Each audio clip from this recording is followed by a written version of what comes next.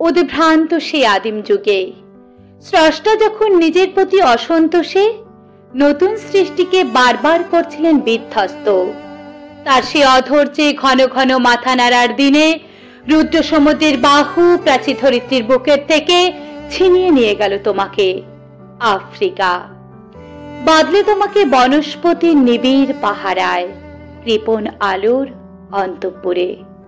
সেখানে নিভৃত অবকাশে তুমি সংগ্রহ করছিলে দুর্গমের রহস্য, চিনছিলে জলস্থল আকাশের দুর্বোধ সংকেত। প্রকৃতির দৃষ্টি অতীত জাদু মন্ত্র জাগাচ্ছিল তোমার চেতনাতীত মনে। বিদ্রুপ করছিলে ভীষণকে, বিরূপের ছদ্মবেশে সংখ্যাকে চাচ্ছিলে হার মানাতে। আপনাকে উগ্র করে বিভীষিকার প্রচন্ড মহিমায় তাণ্ডবের দ্বন্দ্ব ভিনে নাদে। হায় ছায়াবৃতা, কালো ঘোমটার নিচে অপরিচিত ছিল তোমার মানব রূপ। উপেক্ষার আবিল দৃষ্টিতে এলো ওরা লোহার হাতখড়ি নিয়ে, নখ যাদের তীক্ষ্ণতম নেকড়েছে এলো মানুষ ধরার দল। গর্বে যারা অন্ধ তোমার সূর্য হারা অরণ্যের চেয়ে সভ্যের বর্বর লোভ নগ্ন করলো আপন নির্লজ্জ অমানুষতা।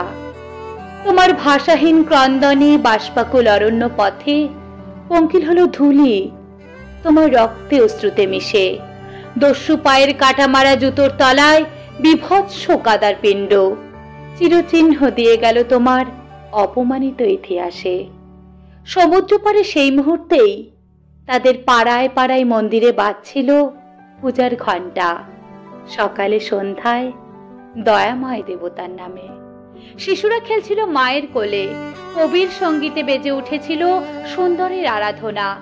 আজ যখন পশ্চিম দিগন্তে প্রদোষকাল ঝঞ্ঝা বাতাসের ঊর্ধ্বশ্বাস, যখন গুপ্ত গহ্বর থেকে পশুরা বেরিয়ে এলো অশুভ ধ্বনিতে ঘোষণা করলো দিনের অন্তিম কাল, এসো যুগান্তরের কবি।